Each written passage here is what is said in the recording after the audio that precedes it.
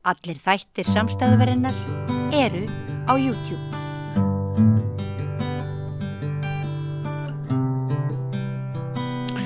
Þá komið sæl og blessuð, þá komið að því að við bjóðum hér upp á reynslubolta og reynsluboltar eru svona þáttur þar sem við fáum til okkar gesti sem eru svona komnir af táningsaldri, skulum við segja.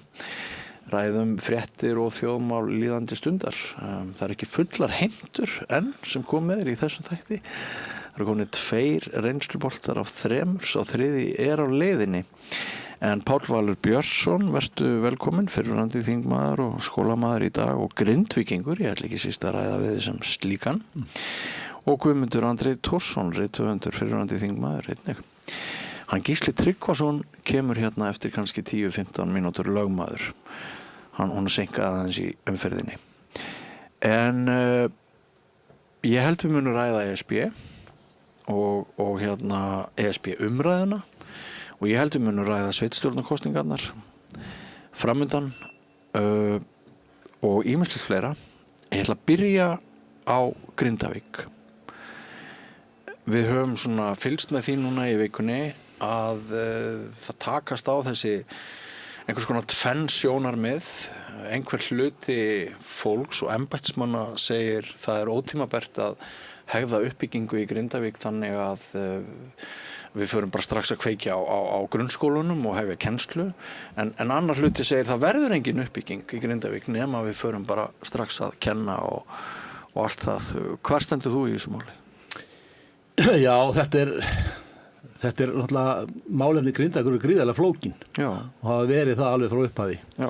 Og það er þetta að segja margt það sem gert hefur verið og hvernig það var gert og annars fram til göttunum en ég er komin á þann stað í dag, ég var mjög skeptískur og allt hérna fyrst, vildi bara loka og því maður var alltaf að pæla í fólki sko, hvort það er engin slys á fólki og eða þannig og maður var svona miklar áhyggjur af því að þetta væri bara alls ekki búandi þarna sko, sem að var kannski á tímabili en hérna, nú eru 2 ár liðin rúmlega síðan þetta gerðist og afstaðan mín gagnvart þessu hefur náttúrulega breyst mikið og bara eftir því sem ég er að fylgjast með því sem er að gerast þarna þá breytist það og núna bara má segja 2 ár hefur ekkert gerst í Grindavík, ekki jarðskjálfti, ekki eldgos, öll eldgosin sem hafa öll verið á Sundhnúksgígaröðinni sem er nokkra kílómetra norðan við Grindavík og það hefur í rauninni aldrei þurft að rýma þó þessi gos hafi komið. En það er náttúrulega varúðarráðstafanir sem eru gerðar og almannavarnir segja til það. En í rauninni hefði aldrei þurft að rýma þegar það var ekkert að gerast inn í Grindavík, ekki neitt. Og núna það sem hefur verið að gerast þessi 2 ár síðan það gerist, það hefur bara verið uppbygging og það hefur verið að fylla í sprungur og það hefur verið að lagfæra bæinn og það er búið að girða af öll hættuleg svæði, það er búið að rannsaka þetta svæði alveg gríðarlega mikið. Ég held að ekkert svæði á Íslandi sem ég vil rannsaka eins og Grindavík í dag. Og vissulega er menn hræddir með börnin en hérna að sé ótímabært og ég var náttúrulega að lesa þessa rammaáætlun sem kom frá Grindavíkurnefndinni og sem er svona leiðarvísir til uppbyggingar á næstu árum og mér finnst þetta bara fín skýrsla og góð áætlun að mörgu leyti en þarna var kannski það sem að sló marga Grindvíkinga mest var það að það er ekki mælt með því að verið það við skólastarf. En bæjarstjórnin núverandi er þegar búin að ráða skólastjóra og er búin að taka þá ákvörðun að reyna að hefja skólastarfan í haust. Og sko frá mínum bæjarstjóra er ekkert sem mæli gegn því. En er ekki uppi svolítið einkennileg stað Árni Þór, formaður Grindavíkurnefndar, hann leggst gegn því. Bærinn er á fullu. Hver verður niðurstaðan? Hver mun ráða? Hann segir það sjálfur í viðtali í Kastljósi bara fyrir 2 dögum síðan að það er náttúrulega bara bæjarstjórnar. Nú að fara að kjósa nýja bæjarstjórn eftir mánuð. Það er bara mánuður kosningar í dag. Og hérna nýja bæjarstjórnin hlýtur bara að taka ákvörðun það hvernig það á að vera. Það er bara þannig, en Grindvíkingar líka átt að segja á því að þeir fara ekkert að byggja upp bæinn og á næstu framtíð nema með hjálp frá ríkinu sko. Og það sem ég vildi leggja mest áherslu á núna ef ég var í Grindvíkingur það var bara að það eru búin að vera margar háværar raddir í Grindavík sem mér hefur ekki hugnast í hvernig orðfærið þeir nota og annað hvernig þeir tala embættismenn og annað það sem ég veist algjörlega fyrir neðan allar hellur. Það er bara mín skoðun en nú finnst mér bara menn þurfa aðeins að slaka á, draga andan í kviðinn og skoða þetta skynsemi til framtíðar.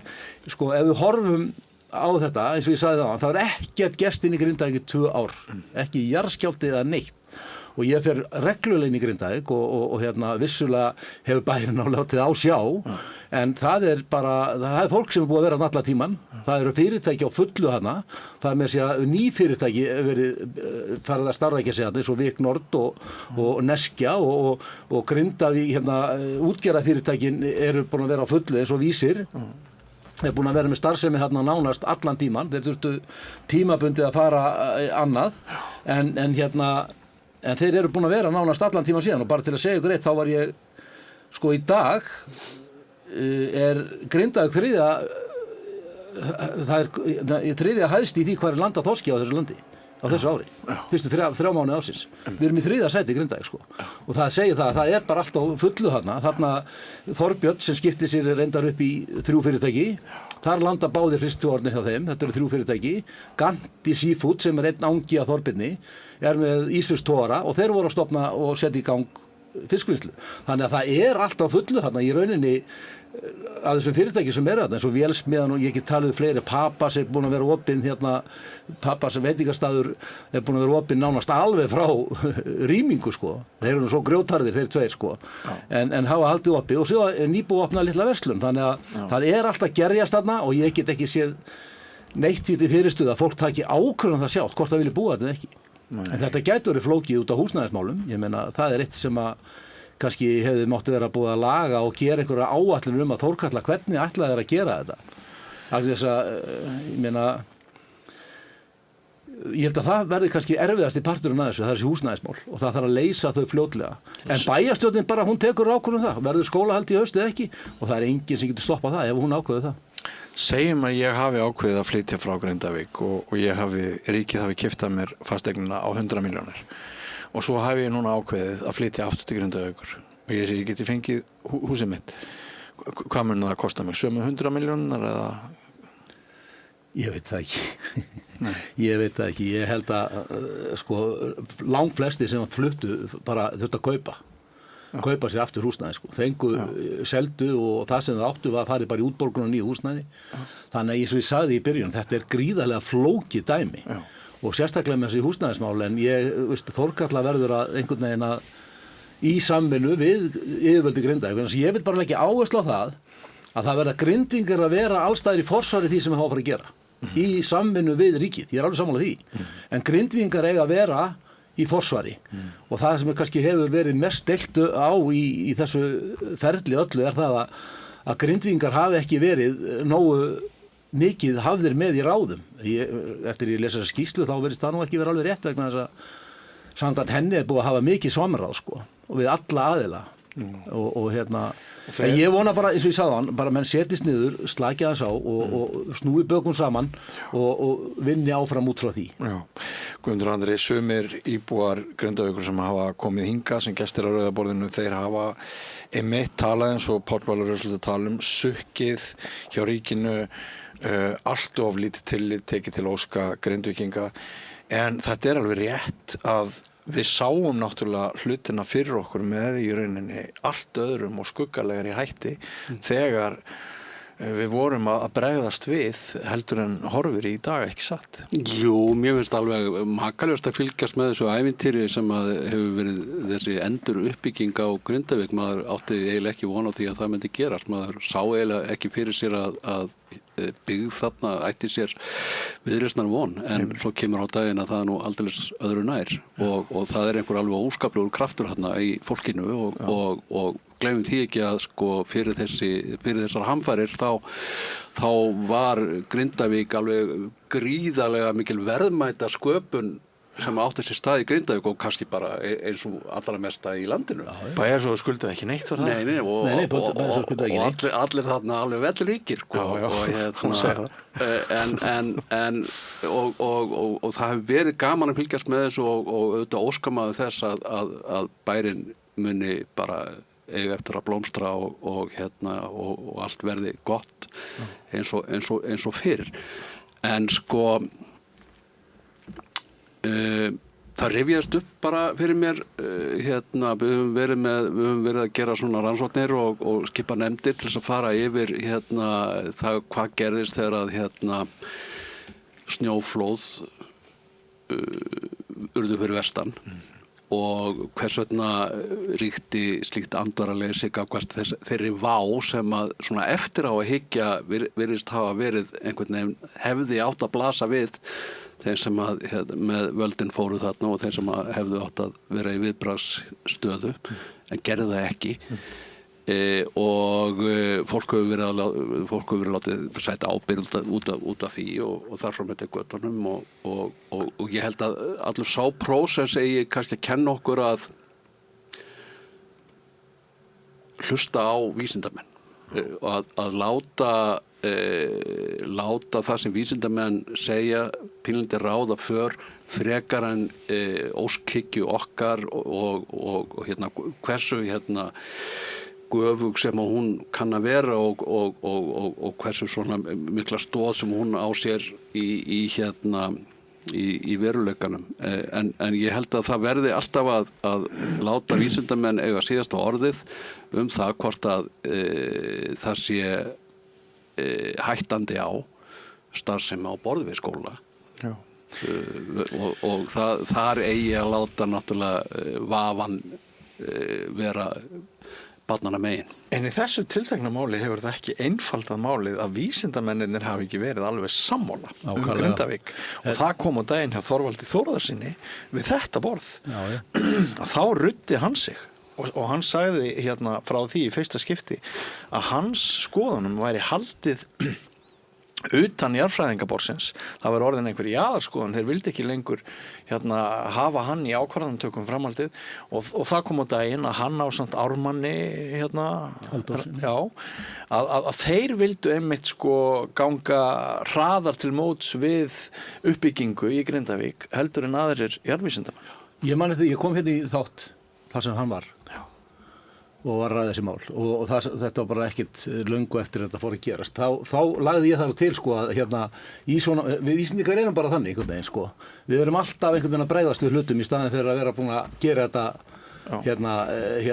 fyrirfram forvarnir og plön, hvað gerist hvað ég var að gera og það eins og með þetta, ég meina það Veðurstofan sem með jarðfræðinga og annað þar, síðan það háskóla samfélag, auðvitað á bara að vera það bara eitt ráð og ég sagði þetta var, það hefði verið langbest að hafa bara ein stofnun sem sér það að koma með fréttir það, jarðvísindamenn og aðrir, það sem að verið kallaðar á borðinu, menn eins og hann og Ármann og fleiri, það var einhver gamall, ég man ekki hvað hann hét, þekktur jarðfræðingur, jarðvísindamaður út í heimi sem var komið inn í viðtali Náttslopp og sagði að þetta væri búið löngu áður en að hætta að kjósa en ég meina þetta voru bara misvísandi fréttir allstað frá vísindamönnum. Þessi sagði eitt, Ármann kom og sagði annað, síðan kom Veðurstofan og þá, þetta var alveg kaotist í staðinn fyrir að vera bara með eina stjórn á þessu og það var eitt af því sem ítti svona undir ótta og hræðslu hjá manni. Það var þetta bara, nú skæin vaknaður og hann mun gjósa og það mun vera allt vitlaust í næstu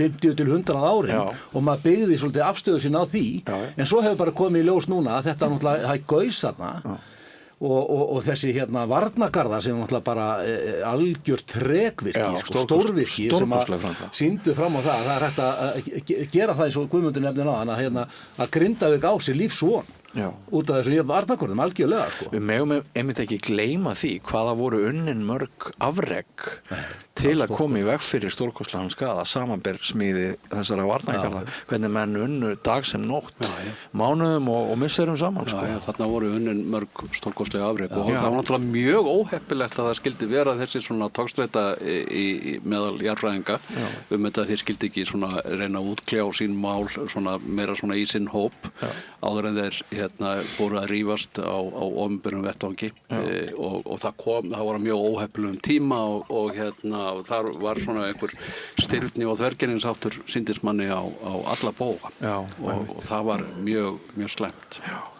Það svo mikið í húfi. En þetta hefur einhvern veginn laðað fram alltaf besta og göfugasta í mannskepnunni þessi átök öll og þessar náttúruhamfarir, samstöðu og skilning og allt það en líka svona náttúrulega út af sársaukanum og út af því hvað þetta skalanum þá náttúrulega eiga menn Grindvíkingar ennþá bara mjög erfitt með þetta. Ég get alveg sagt ykkur það hér við þetta borð að síðustu 5 ár hafa verið bara nánast helvíti Því að þrátt fyrir að sko, það gerist 2023, þessi rýming, þá vorum við búin að vera að standa í jarðskjálftalátum alveg í 2 ár áður sem komu ofan í COVID líka, þannig að þessi síðustu ár hafi verið gríðarlega og ég tala bara út frá sjálfum mig, ég þurfti bara að sækja sálfræðing og það er ótrúlega margir sem hafi kannski þurft að gera það en hafa ekki gert það en sko það sem maður hefur lagt mest áherslu í minni fjölskyldu það er að hlúa að barnabörnunum mínum og styrkja þau og að því að talandi börnin og annað að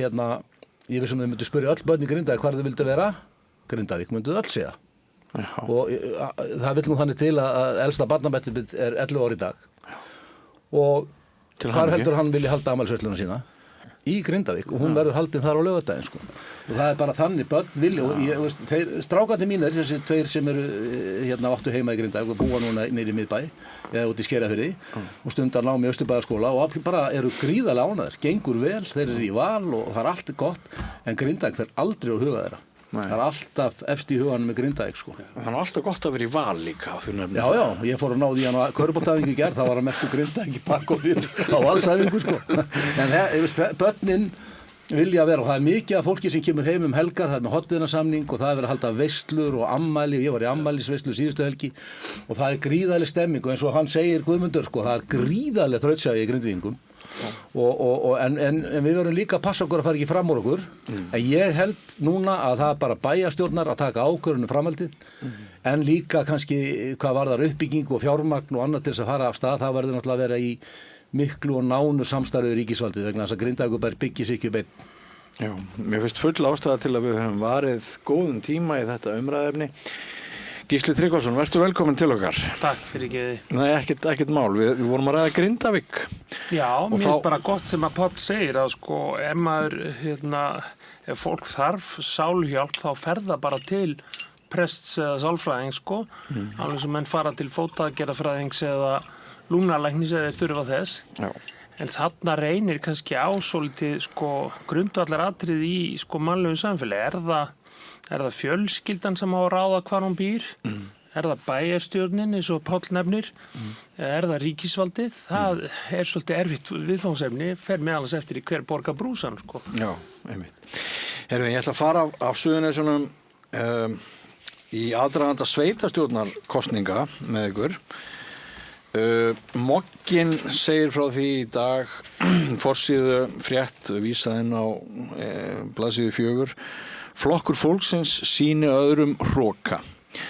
Skaðar framboði, segir prófessor í stjórnmálafræði. Það er vitnað í Birgi Guðmundsson vegna þess að það var kannski einhverju misskilningur eða ég veit það ekki á milli kosningastjóra Flokks fólksins og oddvita í Reykjavík það að oddvitin samkvæmt fréttum Moggans fekk bara heyra á það í Silfrinu að hann hefði afþakkað boð þegar þið rétt að var að hann fekk aldrei að vita það að honum var í boðið og svo hefur verið mikil umræða það hvort Heimir Már fyrir hönd Flokks fólksins er hrokafullur maður og af því að hann sagði að hann hefði ekki viljað að senda fulltrúan í þennan félagskap sem þarna var og var þar ekki verið að vísa til spyrils. Þetta er eina mörgum fréttum Flokk fólksins núna síðustu daga. Önnur er Inga sem að gerir allt vitlaust á þingi kennara í gær Sæland þegar hún fer að tala að hún vilji sjá tölur í grunnskólanum en ekki liti eða aðra einkunnagjöf næsta vetur og margir reiður og ennþá er mikil reið út í Ingu vegna þess. Guðmundur Ingi, hann hætti bara og hætti í flokknum. Hann er bara allt í einu farin úr flokknum, varaformaðurinn. Enginn veit almennilega af hverju, hann talar persónulegan trúnaðarbrest og mér langar að varpa svona því aðeins fram við ykkur spurningunni að hve miklu leyti er Flokkur fólksins sjálfum sér verstur núna og þannig að geti mögulega skekið ríkisstjórnina eða að hve miklu leyti er þetta bara frétta vilji hægri sinnaðra fjölmiðla sem að vilja djöflast í Flokki fólksins og helst koma honum á kné og eyðileggja ríkisstjórnarsamstarfið hamast í veikasta hlekknum eins og margir stjórnmálafræðingar hafa oft sagt. Bara byrja á þér Gísli, þú hefur sagt minnst. Já, ég held að þetta tvennt sem þú nefnir og kannski það þriðja í viðbót, það er í fyrsta lagi íhaldspressan að reyna að níðast á veikasta leiknum sem eru auðvitað Flokkur fólksins, hann minnstur og nýjastur. Svo öðru leyti bara óhuppilegt dómgrindaleysi, heyrist mér hjá Heimi Má og Ingu og Guðmund Inga. Það sem að veit þessi mál sem hafa verið að koma upp, það bara dómgrindabrestur. Og svo kannski það mikilvægast að finnst mér að þegar nýr flokkur stofnaður og aðeins farin að þroskast, þá þarf hann auðvitað að undirbyggja svona lýðræðisgrundvöllin. Við þekkjum það frá Framsókn held ég og Sjálfstæðisflokknum og Samfylkingunni, svona þessu rótgrónu kerfisflokkum, að þar hvað sem manum finnst þá, þar svona stofnanaminni og fulltrúaráð eða aðhald og það sem kallaði bara checks and balances í stjórnarskrám. Þetta vantar oft í svona einsmannsflokkum eða einsmálefnisflokkum og nýjum popúlistaflokkum. Flokkar og flokkfólksins sem popúlistaflokk? Já, kannski svona pínu, en síðan þetta bara vandamál mjög víða. Þetta vandamál í nýjum flokki í Danmörku sem komst inn á þing nýlega með 4 þingmenn og hann strax bara nokkrum dögum múin að helmingast. Það eru 2 gengnir úr honum út af einhverju klúðri og misskilningi og spillingu, sko. Og það meðalans að því að það bara allt og lítil stofnanaminni og svona lýðræðisgrunnur. Menn eru kannski bara ákveða sín mál og sín kjör og sína stöðu svolítið sjálfir. Það vantar upp á þetta aðhald og þetta bara grundvallaratriði í öllum félagasamtökum að það menn ekki höndlum eigin mál og það umræða og lýðræðislega ákvarðanataka og það ekkert mál að semja svoleiðis samþykktir. Það bara klikkar stundum að gera það í upphafi. Já, þannig að þetta svona blanda á hvoru tveggja. Já, þessu þrennu myndi ég segja. Já, á þessu þrennu. Já, dómgreindarleysi, íhaldspressa og lélegur grunnur og stofnanaminni. Að hluta til geta þau sjálf og sér kennt. Hver þín sýn á þetta? Mér, ég alveg satt best að segja, þá hef ég lítið verið kannski ekki lagt mikla áherslu að fylgjast með pólitík undanfarnir mánuði vegna sem hún hefur verið svo hrottanlega leiðileg og það bara, maður bara fórnar höndum, sko, og ég bara þakka Guði fyrir að vera ekki inn á þingi vegna þess að þá væri maður sennilega bara að tapa glórunni, sko, í alvörunni, sko en reyndar með flokk fólksins, ég man eftir að Inga stofnaði flokkinn og kom inn með miklum eins og hún kemur fram og við fórum saman í sjónvarp, þá var ég í framboði fyrir Bjarta framtíð og þegar hún kom fyrst og hún var sko aðalega að fara að berjast fyrir börnin okkar sem áttu ofboðslega erfitt og í samfélaginu og það náttúrulega alveg vita mál að það mörg börn sem að búa við þröngan kost og ég kynnti mig og sagði að þú þekkir, hún vissi ekkert hver ég var, sko, en samt var ég búin að vera inn á þingi sem talsmaður barna, það var munið eftir því þegar það var skipaði talsmenn barna úr öllum flokkum og ég tók það svolítið alveg alla leið, sko, og ræddi rosalega mikið málefni barna og stöðu þeirra og eins öryrkja og þeirra sem að svona höllum fæti standa í samfélaginu og ég man eftir að Helgi Hrafn Gunnarsson, sá góði drengur og Pírötum, hann tók að saman, hann var mikil svona tölfræði nörd að ég hafði nefnt sko börn í ræðum mínum í 930 skipti á 2 árum og ég tók alltaf málefni barna inn í ræðum mínar en hún hafði ekki hugmynd hver ég var. Mér varst það svolítið fyndið, sko, því hún var að fara að berjast til þessi börn, sko.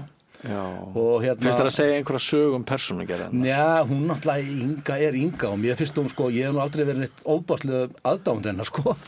En hún hefur komið með allt öðru sér svona, hvað var maður að segja, hún er svona karakter inn í þetta, hún lætur ekkit vaða yfir sig, hún lætur bara vaða á súðum og lætur allt flakkan á hana, sko, og það hefur nú stundum verið mjög gaman að fylgjast með henni í umræðu þáttum þar sem þeir hafa setið Sigmundur Davíð og Sigurður Ingi og annað þar sem hún lætur og heyra það, sko, það var svolítið fyndið, ég veit ekki hvort að sé eðlilegt, sko, inn í þessu geira, en hún Inga og til dæmis í gær á fundinu þá, fór óðum bara á súðum í þessar ræðu hérna, sko, fór út á suður og var samt með skrifaða ræðu og ítti henni frá sér bara. Já, hún var með 15 mínúna skrifaða ræðu sem sennilega einhver annar hefur skrifað fyrir hana.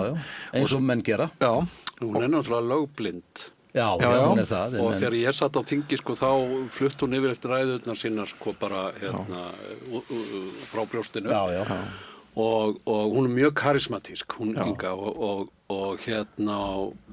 mér fannst stundum eins og ég væri komin þegar hún var í stuði og hún var búin að tala í sig hita fannst mér eins og ég væri komin á vakningarsamkomu og lága ég halleluja sjónvarpsprestur. En bara til að klára ég hérna sko, með sambandi við Flokk fólksins eins og Gísli nefnir, hann skýrir þetta mjög vel út sko, hvernig þetta kannski og til þess að setja upp hérna meðan Guðmund Inga fær ekki hérna umræðu þátt var slæmt örugglega fyrir hann en það sem ég veist kannski athyglisvert við það að hann ekki látið vita þessu sko. Þetta bara tekið ákvörðun þarna af einhverjum kosningastjóra en samt sem áður þá finnst mér að Flokkur fólksins það búið að vera djöflast á honum alveg endalaust nánar síðan var stofnaður og sérstaklega eftir að fór inn í þessa ríkisstjórn þá hafa þeir ekki lint látum hægra megin hérna og þetta bara einelti, þetta ekkert annað en gróft einelti sko. Já, það pólitísk ákvörðun að halda áfram með meintan flokkshroka hjá Morgunblaðinu í dag.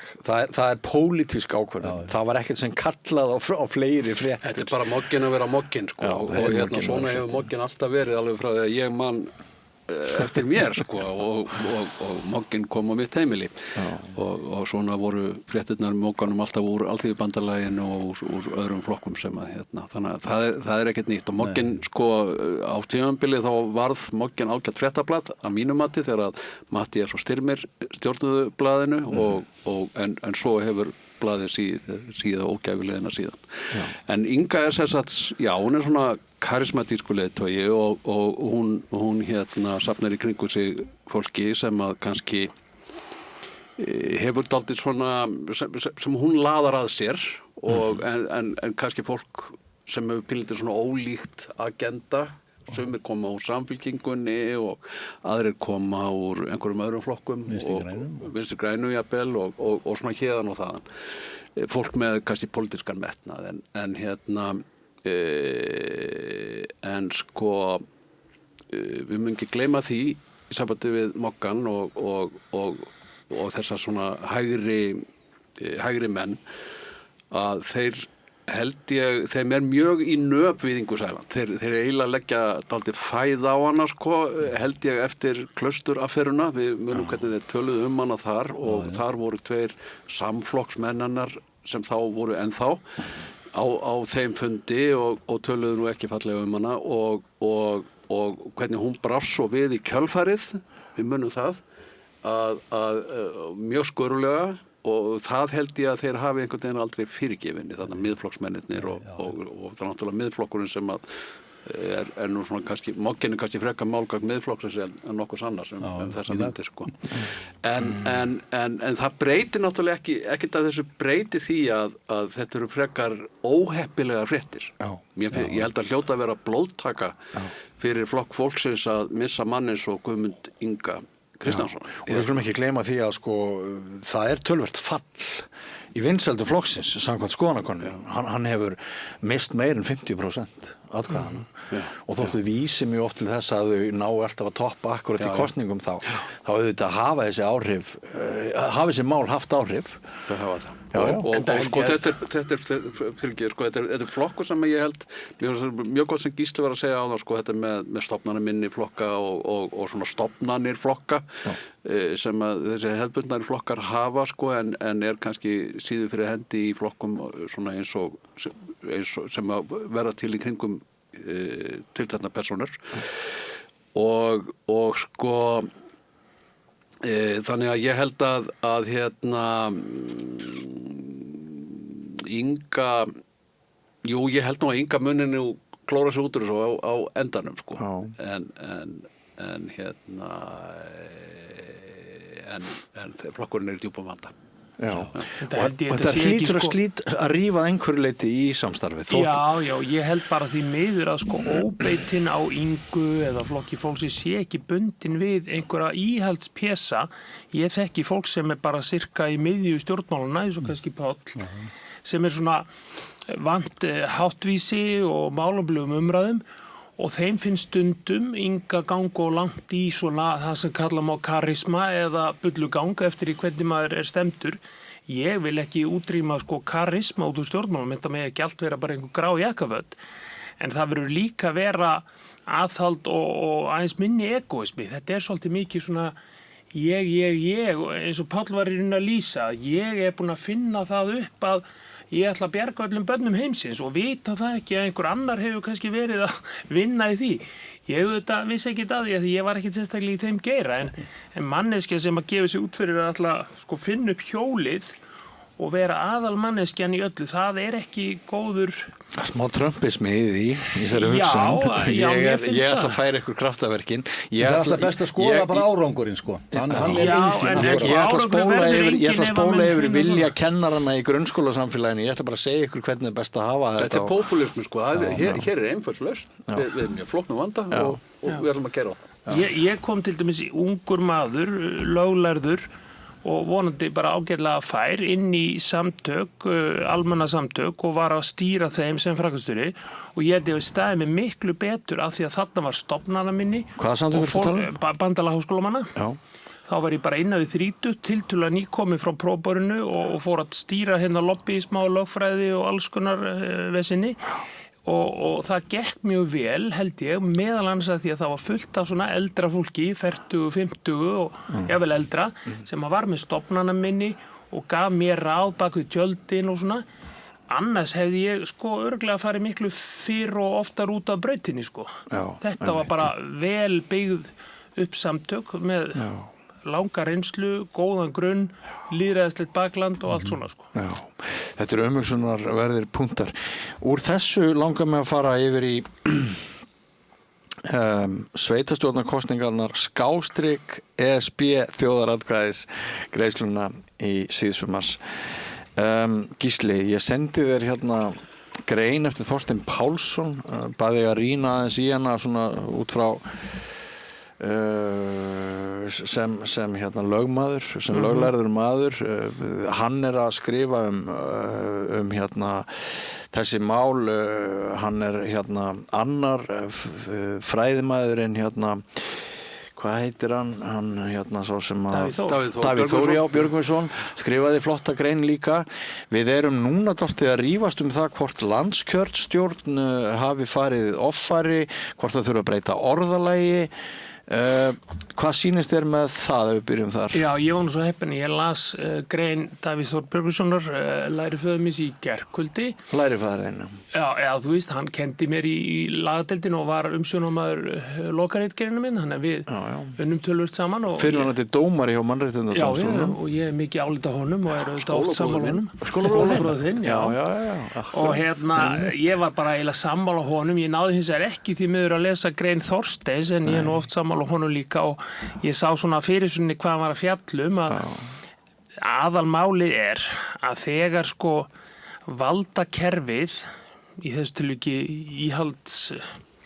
íhaldsflokkar eiginlega hafa skipað árum saman og áratugum saman sína fulltrúa í nefndir eins og landskjörstjórn og jafnvel ekki bara kjörna fulltrúa heldur líka þá sem starfa í kerfinu, ég meina lengi vel voru bara allir dómarar og allir sýslumenn og allir forstjórar, annarkvort í Sjálfstæðisflokknum eða allavega ekki í einhverjum öðrum flokki eða nátengdir honum. Og það eimir enn eftir á þessu og formaður landskjörstjórnar auðvitað bara þekkt sjálfstæðismanneskja og áhrifamanneskja þar. Þannig að ég tek þessu batteri ekki sem hlutlausu apparati. Kristín Edvald er bara í pólitík.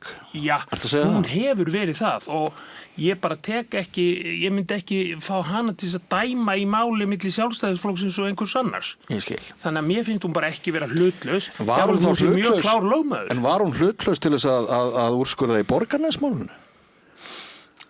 Úrskurðaði hún í því? Já, þannig séð. Já. Það er kannski ódjúpt spurt núna. Ég er ekki alveg með það á taktinu, en það er bara, þetta eru álitamál og Davíð Þór Björgvinsson fer vel yfir það að þó að ýmislegt mætti rökræða þá má alveg fara í hina áttinu líka eins og hann gerir í þessu. Ef það má efast hvort að umsókn sé í gildi þó báðir aðilarnir telja hana í gildi, sem bæði Evrópusambandið og utanríkisráðuneytið eða ríkisstjórn Íslands eins og nú er. Ef það má efast það, þá má líka efast bara allt, túnlið og rosti, Já, hann segir að hann bara segir að það sé ekki forsenda eins og sagt er í hjá landskjörstjórn, heldur það staðreind. og það er munur á forsendu og staðreynd. En hann líka bendir á að landskjörstjórn, það er talað í lögum sko að fenginu umsögn landskjörstjórnar þá eigi að þá skuli fara í þessar atkvæðagreiðslu. Þar að segja að það er gert ráð fyrir því að landskjörstjórn er þarna bara að fullnægja lögum. Sko. Þetta er ekki ónauðsynlegt hún er ekki að taka þetta upp frá sjálfur sér að gera þetta og hann er sjálfur sér ekkert að efast að það sé faglega að því staðið en hann hins vegar bendir á að þarna sé kannski verið að gera úlvalda úr mýflugu. Það er kannski annar punktur líka sko sem að ef við förum að krukka í þetta orðalag og við förum að reyna að fara fram hjá þessari staðreynd að þessar viðræður eru enn í gildi við reynum að fella það úr gildi þá staðreynd þá er eiginlega og ef við segjum já og byrjum þessar aðildarviðræður þá þarf að fara á stað svo mikill prósess innan Evrópusambandsins. Það að segja, þá þarf að spyrja allar þjóðirnar, má tala við Íslendinga og svo þurfa Íslendingar að gera grein fyrir, þau þurfa að fullnægja alls konar Og það er það sem íhaldi vill, tefja þetta? Já, tefja þetta. Þetta er bara tafleikur. Já, það fer allur tíminn og öll orkan í einhverja vitleysu. Já, og það er rosalega mikið lygar og áróður og ósvífni, bara svo ég segi það. Kjarni málsins hann er yfirleitt ekki ræddur. Það er rosalega leiðrætt að opna Facebook og nú er sko Facebook búin að finna einhverja leiðir til þess að þeir sem að setja mestan pening í að hafa áhrif á Íslendinga og gera þá neikvæða þessari þjóðaratkvæðagreiðslu og ESB. Þeir setja svo mikið peninga, ég fæla ekkert annað á fítið frá mér, heldur en neyjara. Og þú veist að segja á þann að þetta væru erfiðir mánuðir að fylgjast með og þú væri fein að vera laus að þingi. Er þessi orðræð ekki hluti af því sem þú ert að minna? Jú, þetta er bara algjörlega og við sáum þetta í fyrra í veiðigjaldafrumvarpinu og það er bara allt, það er alveg sama hvað þegar þessi flokkar eru annars vegar, maður bara skilur, veist, það er svo með veiðigjaldafrumvarpi sko, þetta, veist, það var bara, hátti allt að fara hér á annan endan sko, all útgerðir eiginlega leggjast af og en svo bara árið seinna þá lesum maður bara afkomutölur í útgerðarinnar og maður svo, hvað gengur á? Þetta er nákvæmlega eins og orkupakki 3 þegar hátti bara, ég man nú eftir formanni bændasamtakana sem var líka formaður garðyrkjubænda á þessum sama tíma, hélt þessa rosa ræðu í ykkur útvarpi eða sjónvarpi að það myndi nú bara, sko, það myndi leggjast hér að öll bara garðyrkja eða þetta er í sett. Ég man eftir ári setna hafa búið að bætast við 15.000 fermetrar af gróðurhúsum og maður bara, þetta er öll umræða í Íslandi svona, þetta er alveg með ólíkindum. Og því miður og hinvegi líka, ég meina andstæðingar hvað sé íhaldsmenn sem voru á móti IceSafe samkomlu, þeir vitna nú oft í alls konar fólk sem að tala kúpu norðursins og svona, þannig að þetta við báða að bóa stundum. Þetta er náttúrulega bara með ólíkindum samt hvernig Íslendingar erum, sko, við erum 400 manna þjóð hérna, að við getum nú ekki verið, sko, sagnaþjóð. Já, við erum sagnaþjóð, ég meina, en þetta sundurlindi er með hreinum ólíkindum og þetta snýst náttúrulega allt þetta bara eins og Stefán Gunnarsson sagði þetta snýst bara ekki hugsjónir þetta er bara valdaborta. Já, þetta bara snýst grjótara hagsmuni. Já, ekki neitt annað. Þeim sem eiga Ísland, þeim kemur það ekki illa, haldið áfram að eiga Ísland. Já, þeim bara líður best ef allt er upp í loft þessu flokkum. Það er bara þannig, þá gerist ekkert á meðan. Og þá halda þeir öllu sínu völdum og hreðja tæki á öllu, atvinnulíf og öllu og hann nefnir dómskerfið og sýslumenn og annað, þetta er náttúrulega þannig vilja að hafa þetta sko. Enda var það eitt af því sem að ESB spurði sérstaklega eða benti snemma á í ferlinu þegar þetta ferli hófst.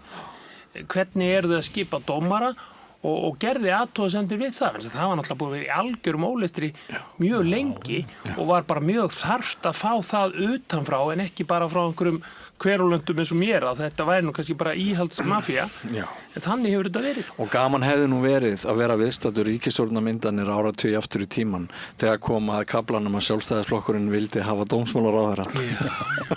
Alltaf dómsmálaráðherra og menntamálaráðherra. Alltaf dómsmálaráðherra. Ég man nú eftir Ólafur Jóhannesinni sem dómsmálaráðherra reyndar. Já, það var einstaka sinnum. Einn og einn framsóknarmaður. Já, þegar ég var laganemi og ritstjóri Úlfs þá skoðaði þetta mjög vel, sko, hverjir voru dómarar.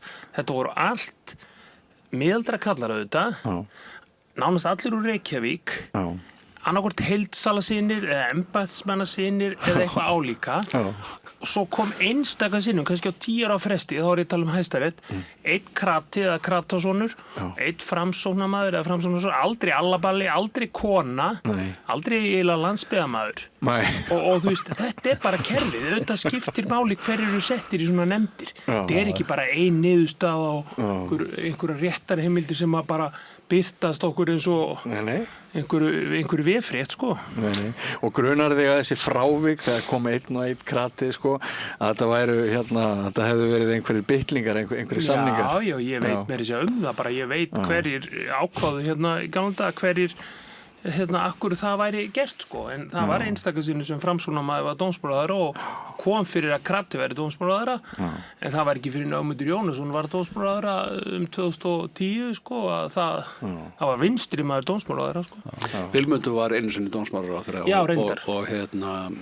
já, ég meint. Já. Þetta sko, maður spyr sig að hve miklu leyti þessi gamli tími ræður enn þarna undir. Við erum með ný stjórnvöld, það var bylting eftir síðustu kosningar, alþingiskosningar, en auðvitað malla peningarnir og öflin og völdin þarna undir og stýra mjög miklu og nú erum við að sigla inn í sveitarstjórnarkosningar og er ekki bara ýmislegt sem að bendi til þess að þessum gömlu valdaflokkum og miðflokkurinn, hann komi bara sterkur inn og þetta muni gamla Ísland muni svolítið treysta sig í sessi núna í sveitarstjórnarkosningunum framöndan. Hvernig líst ykkur á það?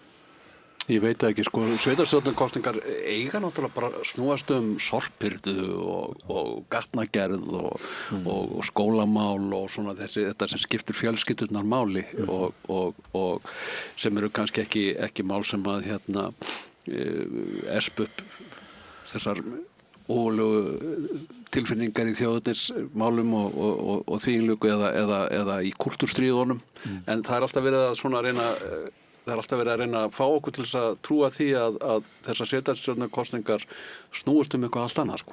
Og við sjáum að kultúrstríðið það hefur verið að kynda undir í því núna mikið. Mjög mikið. Já, og sem í rauninni einhver umræða sem dálítið svona fræðileg og kemur okkur eiginlega ekki alveg við nema að því liti til að fólk á náttúrulega bara hafa sér réttindi. Nefndu dæmi þetta kultúrstríð sem þú ert að vísa til. Já, það er bara maturinn í mötuundunum eða ekki? Jú, það er eitt dæmið og svo er Snorri Másson, mann er ekki eins og stundinni lengur, Snorri Másson er alltaf haldið einhverja ræður á þingi það var eitthvað með landnámsmenn og innflytjendur og eitthvað, ég nefndi ekki að lesa þetta, sko, en ég sá að hann var í kultúrstríðsham. Ég veit það ekki, sko, ég held að ég hef nú þá trú í Reykjavík að það haldi núverandi meirihluti í einhvers konar mynd. Ég hef þá trú. En það má ekki mikið út að bregða. Nei. Hins vegar. Virðist nú ætla að verða í ákveðinni lykilstöðu að óbreyttu. Já, og ræðir svolítið til hægri. Þess að þau vilja óhollan mat í skólana, sem hægri mál. Engar gulrætur. Þetta er mjög fyndið. Það hægri mál. Já. Ég bara sammála Guðmundi með það í svona sveitarstjórnarmálum. Ég var satt í sveitarstjórn í Grindavík 6,5 ár og allan þann tíma reyndi ég alltaf að ýta undir samvinnu og samstarf. Og ég man eftir því 2010 þegar ég fór fyrst inn og þá mynduðum það alltaf regla bara ef að Framsókn og Sjálfstæðisflokk geta myndað meirihluta þá bara myndaði meirihluta og það var þannig í þetta skiptið en ég fór oddviti Framsóknarflokksins Bryndís Gunnlaugsdóttir sem núna er nú bæjarstjórnarnefnd Samfylkingarinnar í Ölfusi. Hún var þá forseti bæjarstjórnar alveg afskaplega skeleg og flott kona og Páll Jóhann var þá sem var seinna þingmaður, hann var líka þá í bæjarstjórninni og ég var alltaf ítundi það sko að bæjarstjórnin inni bara saman, til dæmis í fjárhagsáætlunargerðinni þá yrði við bara með líka sko. og þeim fyrir? Ég var fyrir hérna samfylkingafélagið samfylkingafélagið Grindavíkur listans, þetta var tókst þetta milli aldi í flokksmanna og annað, þá var þetta heita þetta, en þetta var bara þessi félagshyggju og jafnaða menn, þetta segja það og en sjálfstæðismanninum hugnaðist þetta ekki, hann var einn sko, og 3 framsóknarmenn sko, þetta fannst honum alveg ómögulegt að við varum að fara að sitja á fundum þarna sko, þetta var meira sér sko launalaust skilur við. Og það slitnaði bara á meirihlutanum og það tók okkur ekki nema klukkutíma hinum 6 að mynda meirihluta og svo bara unnum við á þessum markvist, bara eins og hann segir, þetta snýst það eru 96-7% allra fjármagna eru bara fastir, skilur við. Já, eitthvað sem allir eru sammála. Allir eru sammála sko, og svo náttúrulega kannski þetta deilum hvort að setja meira í íþróttir eða eitthvað svona. Ég var alltaf að benda á það hvað er lögboðin skylda sveitarfélaga sko, það er ekki lögboðin skylda að reka íþróttafélög. Eða leikskóla? Já, eða leikskóla reyndar og tónlistarskóla, en við, náttúrulega, það er bara ákvörðun sem hefur verið tekin í sveitarfélögunum að styrkja þetta mjög vel og í Grindavík var þetta styrkt gríðarlega vel eins og íþróttastarf, sko. Og fyrirtækin voru náttúrulega líka á bakvið íþróttastarf. Já, þau voru árangurinn líka eftir því.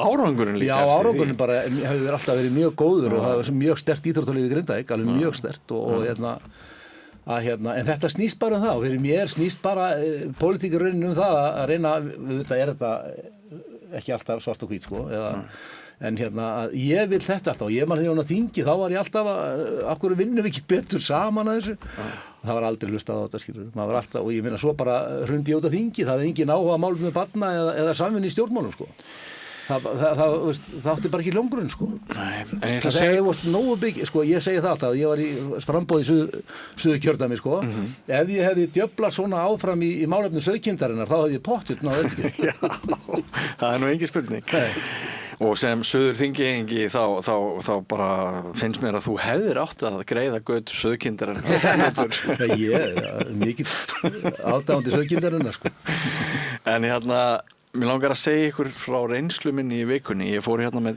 tækniða tökumanni í Kringluna og ég ætlaði að reyna að taka pólitíska umræðu að einhverju leyti á dýftina. Og við stoppuðum sko marga tugi Íslendinga og við náðum 2 sem vildu tjá sig eitthvað sveitarstjórnarkosningarnar og pólitík. Langflestir sögðu, já, nei, ég þorið ekki. Sögðu það? Já, þeir sögðu það. Já. Þú talaði um óttan í augunum? Ef við hefðum haft leyfi til þess að sýna þá, segja nei, ég þorið ekki, nei, ég vil það ekki, nei, ég er hræddur að mér er refsa fyrir það ef ég færi að Í vinnunni? Já. Ef við hefðum haft leyfi til þess að sýna það, þá hefði ég getað sýnt ykkur öll þessi sönnunargögn. En við töldum að það var ekki etískt. Þannig að við sýndum ekki öll þessi svör, en tæknimaðurinn minn er til vitnis. Þetta er mjög sláandi. Þetta fannst mér mjög sláandi og ég var að velta fyrir mér af því að okkur líður alltaf eins og að við séum að verða upplýstari og frjálsari og sumum líður þannig allavega á tilteknum tímum en einmitt sláandi eins og þú nefnir það var akkurat orðið sem að koma upp í huga mér. Af hverju haldið þetta sé svona? Er þetta eitthvað svona eru við á villigötum bara upp í okkar eigin höfði eða erum við að lifa tíma þar sem að það er bara stór hættulegt að tjá einhverja pólitíska skoðun í Kringlunni þegar kemur einhver lítill fjölmiðill á jaðrinum og vil fá að ræða pólitík. Sögðu þið bara pólitík eða sögðu þið sveitarstjórnarkosningar eða hvað? Við vorum sérstaklega að ræða sveitarstjórnarkosningarnar og við ætlum að fá fólk til þess að ræða svona mál sem að væri bitist fyrir sveitarstjórnarkosningarnar, langmest Reykvíkingar, eitthvað úr nágranna byggðarlögum hér. Suðurlandsbrautina Já. Já, þetta eru vonbrigði og kannski pínu hið sama sér nú oft RÚV og fleiri fara í Kringlu en þá kannski bara verið að spyrja Jesú eða 1. apríl eða eitthvað svona sko, daginn og veginn. Já, við meðvitað vorum að reyna að fara á dýftina sko. Já. Ég hef ekki skýringar á þessu og ég er svolítið hissa á þessu sko að yfirleitt hefur mér nú ekki virst að Íslendingar séu mjög hræddir við að láta skoðanir sína í ljós öðru nær og hafi alltaf gaman að því að tala svolítið glannalega sko. En mér finnst í pólitík er þetta bara ég búin að taka eftir þessu mörg ár og ég var alltaf í þingi og annað og ég var stundum skrifað einstaka sinnum Facebook status að reyndi alltaf að vera svona jákvæður eitthvað svona jákvæðan pólitískan status eða eitthvað þetta væri gott og það var þetta að gerast þá fekk maður svona 3-4 like ef við tökum það svona til viðmið. En ef ég setti mynda mér með barnabörnunum mínum eða barnabörnunum mínum, þá fekk ég svona 300 like. Þannig að fólk bara það veigra sér við því að tala pólitík. Mér finnst það og þetta bara, mér finnst þetta svolítið svona ljóður á Íslendingum að hérna, við lifum alltaf í þögninni. Við þorum aldrei að segja neitt. Við hoppum alltaf í kringum allt valdið eins og hérna köttur í kringum heita graut. Og þetta við þekkjum þetta í sveitafélögum þar sem eru mikið sterkar útgerðir og annað, eins góðar og þær eru, að menn alveg hoppa í kringum þetta. Þú segir ekkert neitt gegn því sko. Gagnrýnir ekki neitt og í pólitík þá bara nei, ekki að ræða það sko, ekki að ræða þetta. Mér finnst þetta, ég hef upplifað þetta mjög oft og lengi. Að þegar maður ætlar að tala eitthvað pólitík þá fer fólk eða það vill ekki tjá sig þetta. Þetta afleitt fyrir virkt lýðræði. Já, það það. Segir sig sjálf. Það það. En ég ætla núna út fyrir landsteinina, síðustu mínútur, drengir. Maður sá bara svartsýnasta fólk skrifa bjarta vonarstatusa eftir að Orbán fjallan í Ungverjalandi og Trump komin í stríð við Páan og Páin að flengja Trump og hérna það er svona eins og þessi vika hafa aðeins lyft hérna voninni og gleðinni á einstaka fólki í kringum hann. Líður ykkur þannig eftir svona það sem hefur verið að gerast á alþjóðavettvangi? Ég var mjög ánægður með allavega niðurstöðunni í Ungverjalandi sko, þó ég þekki lítið til þessa manns sem var lengi vel með Orbán að hann snerist yfir í hitliðið sko en hérna vonandi hann ekki bara skárri heldur bara góður maður en það hann fengi 2/3 og geti gert raunverulegar umbætur eða snúi aftur niður af sko alls konar fasista braut, það finnst mér auðvitað mjög gott. Orbán fjall á eigin bragði, sagði Ólafur Harðarson, stjórnmálafræðingur hérna í gær að hann var eiginlega búinn að koma í þannig fyrir að þyrfti svo mikið sko til þess að þetta breytingar. En þegar það kom svona mikil sigur, þá er hérna þá er leiðin greið. Orbán byrjar sko sinn feril sem svona umbóta sinnaður hérna og Evrópu sinnaður andrúsneskur stjórnmálamaður og hérna og kemst þannig til valda en missir þau sem sagt hérna tapar kosningum og kemur svo tilbaka sem þetta skrimsli sem hann átti svo eftir að verða þar. Og að því að við vorum að tala áðan sko hvernig hérna sjálfstæðisflokkur og einhver leyti framsóknarflokkur hafa sko verið svona kerfisflokkarnir á Íslandi og hafa haft sína fulltrúa í ráðuneytum og öllum stofnunum sem skipta máli í samfélaginu. Þá er það hátíð hér sko hjá því sem að hérna hann gerði markvisst í Ungverjalandi og hérna og nýtti sér sinn stóra þingmeirihluta til þess. Hann þurfti ekki einu sinni sko að keyra þig gegn með neyðarlögum eða neinu slíku heldur gat notað þingmeirihlutan til þess og það er dómskerfi og það er menntakerfið og hérna það eru allar þessar stofnanir ríkisins sem að hérna voru bara undir stjórnflokksins þannig að nýra stjórn þar býður alveg tröllauki verkefni að vinda ofan að því án þess að hérna vera að beita einhverjum sko hérna einhver gerraði. En var þetta ekki bara kæruleysi hjá hann fyrst hann var orðin svona spilltur og fyrst hann var orðin bara með allar stofnanir samfélagsins í eigin hendi, gat hann ekki falsað kosningaúrslitin? Hann virkaði svolítið þreyttur. Já, hann var snöggur, mér fannst það mjög gott að hann skildi vera snöggur að viðurkenna úrslitin öfugt við til dæmis Trump, að hann bara ætlaði að efna til byltingar þegar hann tapaði kosningum en þetta er líka hluti af því sem ég var að nefna í upphafi að hafa gott kerfi og checks and balances. Það er til dæmis engin tilviljun að Bandaríkjamenn ákváðu strax í upphafi að hafa öldungadeildina sína sem bremsu og skiptinni bara út á sko í þriðjungi á 2 ára fresti en ekki í heild, þannig að það verði ekki þessi stóru sving þannig að það er erfiðara í svoleiðis ríki að ná að autokrat nái völdum hratt þó að sé við það að takast núna. Og Orbán er náttúrulega fyrirmynd Trump sko og þeirra þessna er þetta líka svo mikið áfætt fyrir þá. Er hann fyrirmynd Trump? Já, þeir eru að tala Orbán sem fyrirmynd sína sko. Já, þetta er bara afskaplega ánægjuleg úrslit og ekki síst kannski fyrir Evrópu í heild sinni sko. Því að þeir voru svona sko fíllinn í herbygginu í Evrópusambandinu sko. Stoppandi hitt og þetta og náttúrulega svo komið ljós að þeir voru að leka upplýsingum til Rússa utanríkisráðherrann eða eitthvað, hvernig sem það var. Þeir voru sæti Pútins við borðið. Já, þeir voru bara ótrúlegir, sko. Fleiri sem fara úr þessu geira stjórnmálana eða á þessu stað, því betra fyrir heiminn held ég, sko, og okkur. Og svo, þú varst að líka hérna Páan og Trump, sko, Trump var bara, maður er með ónót alla daga, sko. Það er ótrúlega það að velja sér þennan slag sem hann gat ekki unnið. Nei, en ég bara Trump, sko, hann er náttúrulega, þetta er ekkit eðlilegt, sko. Þetta er ekkit eðlilegt, hvernig... Ég verð nú að segja samt með, sko, Trump og Páan, það stundum ánóta það sem að Mörður Valgárson segir í Njálu, það sem hann fréttir af einhverjum að slást. Þar eigast þeir einir við, sem ég heyrði aldrei hverjir drepast.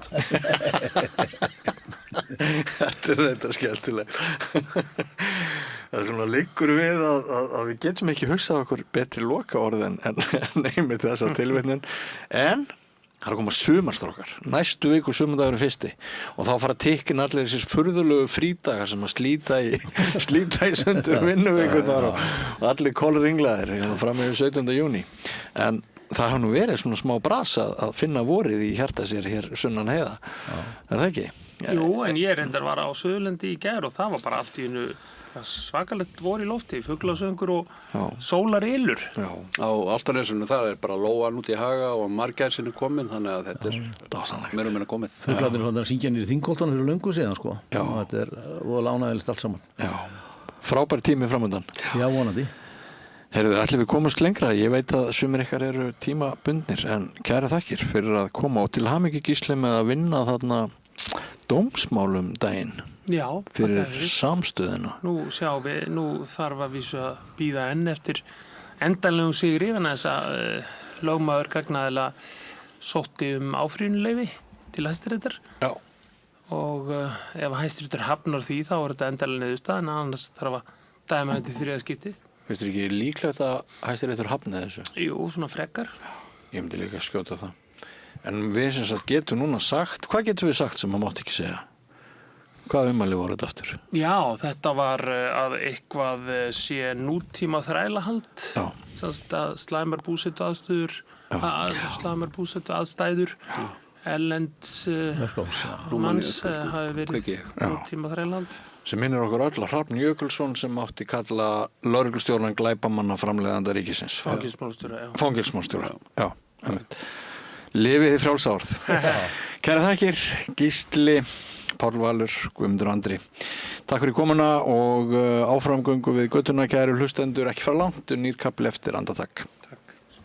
Frjáls fjölmiðlun á í vök að verjast allstaðar, ekki bara á Íslandi. Peningavaldið og sterku hagsmunaöflin eiga greiðan aðgang að stjórnvaldi og fjölmiðlum og eiga jafnvel sína eigin fjölmiðla. Þess vegna er samstöðin svo mikilvæg. Hér er pláss fyrir allar raddir, málin eru krufin til mergjar og samtölin eru stór og innihaldsrík. Samstöðin er mikilvægt lýðræðistæki. Ég heiti Kristín Helga Gunnarsdóttir og ég styð samstöðina. Ódýr og öflugur miðill, 40.000 manns sjá eða heyra þætti samstöðvarinnar í hverri viku. Ef þú vilt auglýsa, sendu póst á samstöðin@samstöðin.is.